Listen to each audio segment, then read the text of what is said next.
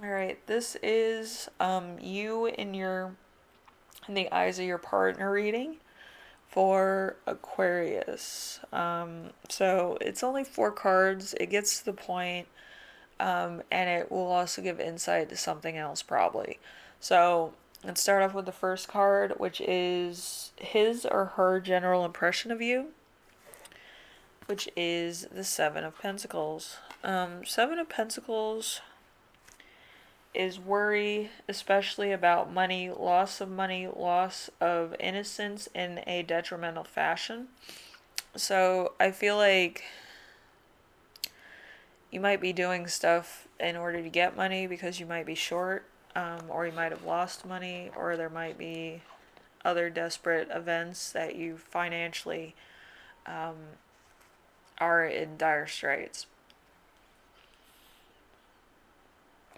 And your partner's seeing that as a detrimental fashion. You might be a little bit desperate in um, finding money, getting money, taking on odd jobs, things like that. So, might be one of those things. So, number 2, we have what annoys them about you. We have the Knight of Pentacles. The Knight of Pentacles, let's see, is mature and responsible, reliable, patient, persistent, organized, dependable, and confident spiritually. So, you can be optimistic, like probably a serial optimist. But a lot of times when things get worst, you know, you can panic. Aquariuses love to panic. I swear to God. Um, like you miss one bill, you miss one thing, whatever. Just call your bill company. Just say, hey, I'm a little short. Can I give you half of it? Or, make a deal with them to pay them the next time you get paid. As some people don't realize that their bill company is real people that deal with real problems like you do. But yeah, you might have to talk to them. But I feel like you're a serial optimist. Like, if you don't pay a bill, you're like, oh, the lights aren't going to be turned off. So, like, to be honest with you, I don't know. Sometimes you can be a serial optimist, sometimes you can panic. So, I feel like your partner has seen both. Okay, so, when you're panicky, you're panicky. When you're an optimist, you're an optimist. But I feel like it could be very confusing to keep up with, like, your mood, emotions with certain events. Like, I feel like the alertness of certain problems might be foreshadowed by your continued optimism a lot of times, and that could be throwing them off a little bit because it's throwing me off a little bit reading this. So, just keep that in mind. A lot of times, it might not be the time nor the place for serial optimism or something to that effect. Because there has to be an alertness at some points, and there has to be like action at some points. Um, I don't know. Some people don't know how to demand a fucking scene. So like like you have to take on what you need to take on when you need to take it on. You can't just be optimistic. Oh, it's gonna be fine. Like no, like you need to need to pay your bill. Like you need to figure out some way to pay that. Um, but yeah, they're Aquarius is they're notorious for being serial optimists or panic. So just handle your shit, okay? It's making me a little bit worried that you're not taking on like the larger picture. You're taking on small details as a panic scenario. Anyway, number 3, we have what they like about you most. We have the Tower in reverse. The Tower in reverse is too much stability, continual of the old and bad ways, sloth, bad situation that won't change, imprisonment. So you might constantly feel like it's not going to happen. It's not going to work out. There's going to be other things that happen that are going to prevent you from doing this, or you You might want to go shopping and it prevents you from shopping.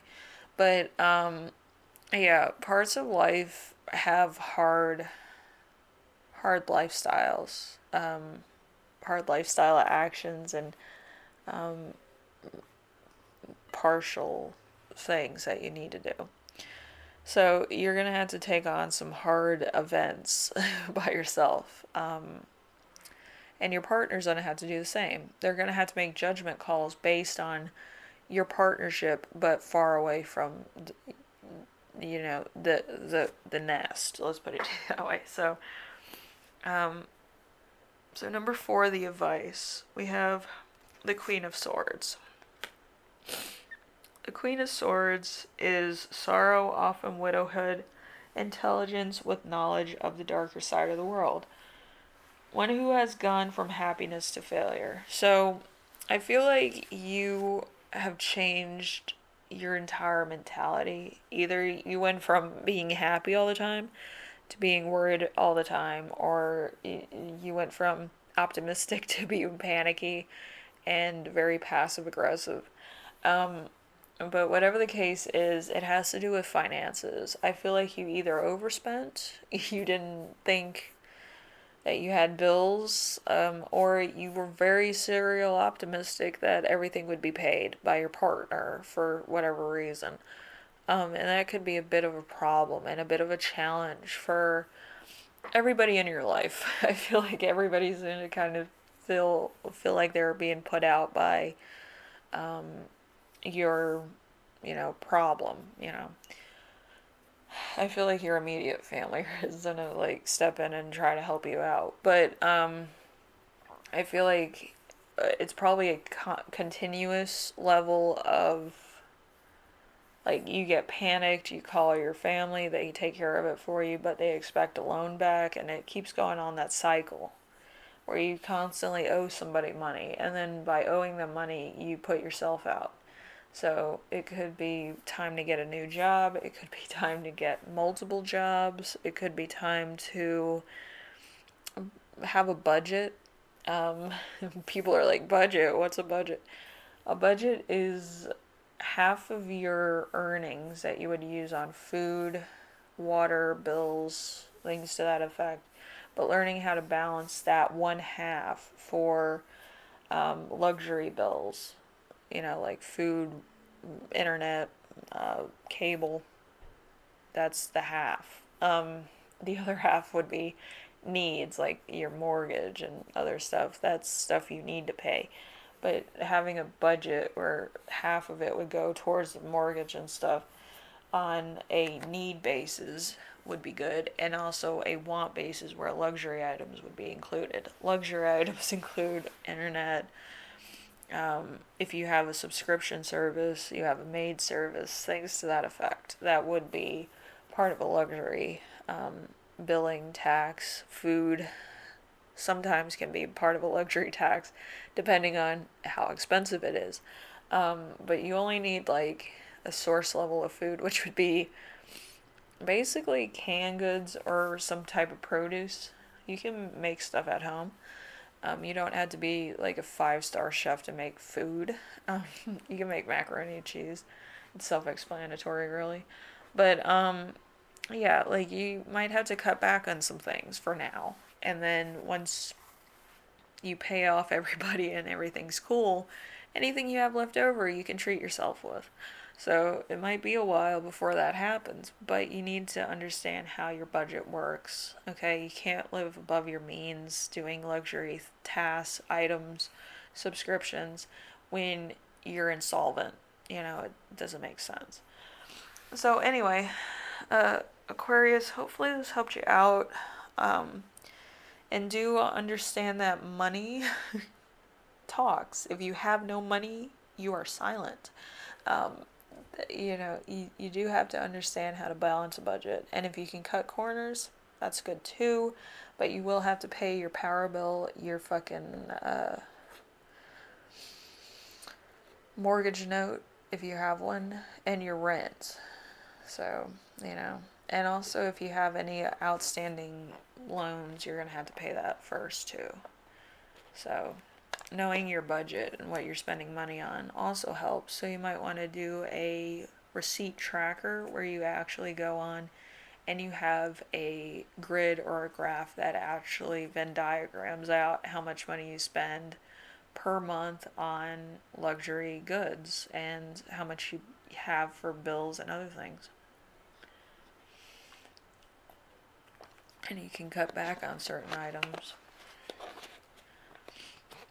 But yeah, balancing a budget is really easy. So, you know. Anyway, hopefully this helped out, and I will see you in the next reading. Take care of yourself, take care of everyone, and just learn how to balance your your portfolio stuff.